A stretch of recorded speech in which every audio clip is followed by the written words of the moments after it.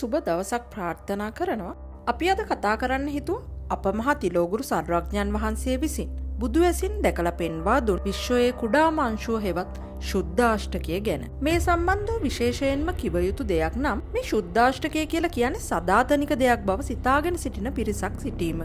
ඉතින් මේ අදහස ගත්තොත් ඒ අය සාස්වත නම් දෘෂ්ටියකට වැටෙන්න පුළුවන්. මේ ශුද්ධාෂ්ටකය කියලා කියන්නේ මොකක්ද? මේ ශුද්ධාෂ්ටකයේ ආරම්භයට හේතුව කුමක්ද? ශුද්ධාෂ්ටකය යනු සදාතනිකව පවතිනක්ද යන්න විමසා බැලීම වැදගත් වෙනවා. මේ ලෝකයේ අපට විශේෂ වන රූප, ඒ කියන්නේ අපට පෙනෙන ප්‍රමාණය, වගේම අවිශේෂ වන රූප, ඒ කියන්නේ නොපෙනෙන සර්වඥතා ගෝචර රූපත් පවතිනවා. ශුද්ධාෂ්ටකය කියලා කියන්නේ එසේ සර්වඥ ගෝචර රූප කලාපයකට. ශුද්ධාෂ්ටකයට ඒ නම ලැබෙන්න හේතුව තමයි ශුද්ධාෂ්ටකය කියලා කියන්නේ ශුද්ධ වූ වට යන අර්ථයෙන්. ඒ කියන්නේ තවදුරටත් ශුද්ධ කළ නොහැකි, බිඳිය නොහැකි කොටස් 8කින් නිර්මාණය වී තිබීම. මෙසේ නිර්මාණය වන රූප කලාප 8කින් බිහිවන රූප ඒකකය අවිනිබ්බෝග රූප කලාප ලෙසත් හඳුන්වනවා. එයට හේතුව එය තවදුරටත් වෙන් කළ නොහැකි නිසා. ඒ නිසා මේ කාලයේ කවුරු කොහොම පර්යේෂණ කළත් මේ ශුද්ධාෂ්ටකය මීට වඩා බිඳීමකට ලක් කිරීමට හැකියාවක් නැහැ. මේ නිසාම බොහෝ අය මේක සදාතනික මූලද්‍රව්‍යයක් ලෙස මුලාවට පත් වෙනවා. මෙම රූප කලාප හටගන්නේ කර්මජ හා චිත්තජ ක්‍රියාවලියකින්. ඒ කියන්නේ ශුද්ධාෂ්ටකයේ පහළවීමේ මූලධර්මය කර්මජ හා චිත්තජ වෙනවා. මේ ලෝකය නිර්මාණය වෙන්නේ අවිද්‍යාවෙන් හා තෘෂ්ණාවෙන්. මේ දෙක වෙන් කළ නොහැකි ලෙස එකිනෙකට බැඳී පවතින ධර්මතාවයන් වෙනවා. සංසාරයේම පැවැත්ම හැදෙන්නේ මේ අවිද්‍යාව හා තෘෂ්ණාව හේතු කොටගෙන. යම් තැනක අවිද්‍යාව හා තෘෂ්ණාව නැත්නම් ලෝකයක් පවතින්නේ නැහැ. මේ කර්මය මුල් කරගෙන ශුද්ධාෂ්ටක නිර්මාණයට හේතු වන ආපෝ තේජෝ වායෝ පඨවි කියන භූත රූප 4ක සම්පින්ඩනයක් ගොඩ නැගෙනවා. හැබැයි මේකට තනියෙන් ගොඩ නැගෙන්න හැකියාවක් නැහැ. අවිද්‍යාවේ නිෂ්පාදන 4ක් තමයි මේ කර්මයෙන් සිදු කරන්නේ. මේ නිර්මාණය වන්නේ ගති 4ක් මූලික කරගෙනයි. චිත්තය නැගෙන්න ඕනේ තෘෂ්ණාව හටගන්න. තෘෂ්ණාව මුල් කරගෙන ගොඩ නැගෙනවා ඊට අදාළ ගති 4කට අනුව වර්ණ ගන්ධ රස ඕජා කියන ප්‍රසාද රූප 4ක සම්පින්ඩනය. මෙසේ අවිද්‍යාව සහ තණ්හා ගති 4 එකතු වෙලා නිෂ්පාදනය වෙනවා රූප කලාප. චිත්තයට අනුකූලව ලෝකයක් හටගද්දී මේ යට එකට බැඳෙනවා. මෙයට ශුද්ධාෂ්ටක රූප කලාප ලෙස නම් කරනවා. ශුද්ධාෂ්ටකයේ ආරම්භ වීමේ මූලය කර්මජෝ සහ චිත්තජව. නැත්නම් අවිද්‍යාව තෘෂ්ණාව එකතු වෙලා ක්‍රියාත්මක වෙද්දී තමයි මේ ලෝකය බිහි වෙන්නේ. අපට මේ ලෝකයේ දකින්නට ලැබෙන සියලුම රූප ශුද්ධාෂ්ටක අනන්ත ප්‍රමාණයක කැටිවීමක්. මේවා අනුකූලව සකස් වෙලා පිහිටනවා. ලෝකයේ පවතින ද්‍රව්‍ය වස්තු කුඩාම ඒකකයට යනකම් බිඳගෙන ගියොත් කුඩාම කොටස පරමාණු ලෙස හඳුනා ගන්න පුළුවන්. මෙම පරමාණු මූලික පරමාණුව දක්වා බින්දම ශුද්ධාෂ්ටක 3ක ක්‍රියාවලියක් වෙනවා. මේවාට ඉලෙක්ට්‍රෝන, ප්‍රෝටෝන, නියුට්‍රෝන කියලා හඳුන්වනවා. මේ ක්‍රියාත්මක වීමට ශක්ති විශේෂයක් පවතිනවා. මෙම එකිනෙක වෙන් කරන්න බැරි අවිනිබ්බෝග රූප කලාප තුල තව දෙආකාරයක ක්‍රියාත්මක වීමක් සිදුවනවා. එසේ ක්‍රියාකාරී රූප දෙකක් එකතු වෙලා 10ක් බවට පත් වෙනවා. එවැනි 3ක් එකතු වෙලා තමයි සත්වයක් නැත්නම් ජීවිතයක් හටගන්නේ. කාය දශක, භාව දශක, වස්තු දශක කියලා එය හඳුන්වනවා. මේ කර්මයෙන්ම හටගන්නා පූර්ණ කර්මජ රූප 3ක්, පරමාණු 3ක්, ශුද්ධාෂ්ටක 3ක්. මෙම කර්ම බලයෙන් හටගන්නා ශුද්ධාෂ්ටකයට නැත්නම් රූපයට පහළවීමට හේතුවක් තියෙනවා. ඒ පහළවන්නේම යමක් සිදු කිරීමට. ඒ කියන්නේ මේ ලෝකයේ පැවැත්ම ගොඩ නැගීම සඳහා අවශ්‍ය ශක්තිය, බලය ගැබ් කරගෙන ක්‍රියාත්මක වෙන්න තමයි මෙම ශුද්ධාෂ්ටකේ පහළ වෙන්නේ.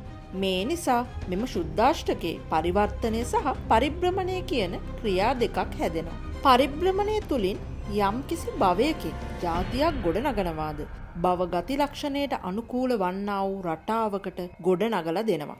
පරිවර්තනය කියලා කියන්නේ කැරකීමේ ක්‍රියාවලියට. ශුද්ධාෂ්ටකයක තියෙන රූප කලාප 8 කැරකීමකට ලක් වෙනවා. මේ ක්‍රියාවලි දෙක ශුද්ධාෂ්ටකයකට එකතු වෙලා පරිවර්තන ක්‍රමයක් සහ භ්‍රමණ චක්‍රයක් හට ගන්නවා. කාය දශක කියලා කියන්නේ මේ කයක් ක්‍රියාත්මක වන ආකාරය. ඒ කියන්නේ ස්වභාවය. භාව දශක කියලා කියන භවයක පවතින ගති ලක්ෂණ. ඒ වගේම වස්තු රූප නැත්නම් වස්තු දශක කියලා කියන්නේ හිත හට ගැනීමට සම්බන්ධ වන ශුද්ධාෂ්ටකයක්. කර්මයෙන් හට ගන්න.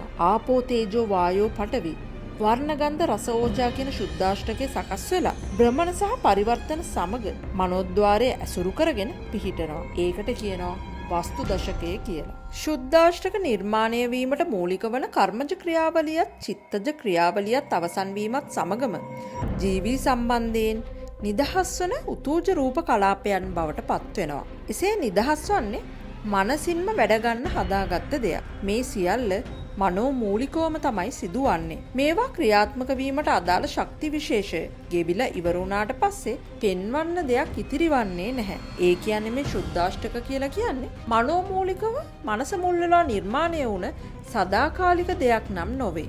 මෙම ශුද්ධාෂ්ටක වලට අදාළ ආයු කාලයක් පවතිනවා. ඒ ආයුෂය සත්ව ලෝකයේ අනුව වෙනස් වෙනවා.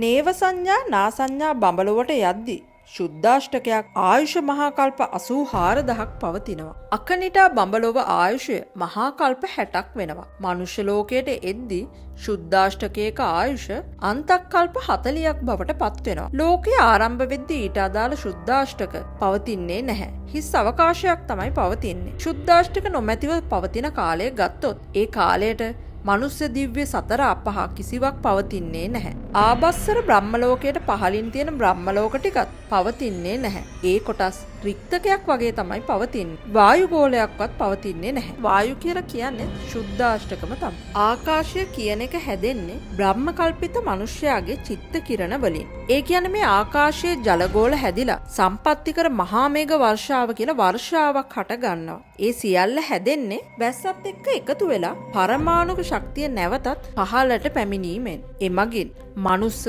දේවතල අවකාශය තුල තිබූ තැනම නිර්මාණය වෙනවා. අවකාශය කියලා කියන්නේ ශුද්ධාෂ්ටක වලින් නිර්මාණය වූ එකක් නෙමෙයි. ශුද්ධාෂ්ටක ක්‍රියාවලිය පටන් ගත්තට පස්සේ තමයි අවකාශය තුල ආකාශ ධාතුව හටගන්නේ. අවකාශයයි ආකාශයයි කියලා කියන්නේ එකක් නෙමෙයි. අවකාශය තුල තමයි මේ සියල්ලම නිර්මාණය වන්නේ. ඒ පරමාණුක ශක්තියෙන් නැවත වරක් ගස් කොළන් හැදිලා පළදරලා භුක්ති විඳින මට්ටමට පැමිණිලා අද මේ අප ජීවත් වන මනුෂ්‍ය ලෝකයේ දක්වාම වර්ධනය වෙලා තිබෙනවා. ඉතින් අනන්ත සංසාරය තුලත් මේ ක්‍රියාවලිය තමයි සිදුවන්නේ.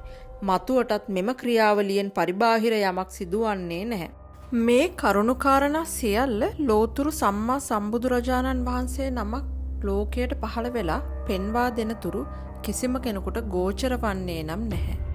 අදත් අපගේ වීඩියෝව අවසන් වෙනවා. අපගේ වීඩියෝ එක වැදගත් කියලා හිතනවා නම් අපිව සබ්ස්ක්‍රයිබ් කරන්න අමතක කරන්නත් එපා. තවත් මෙවැනිම වීඩියෝ එකකින් හමු වෙනකම් අපි ගිහින් එන්න.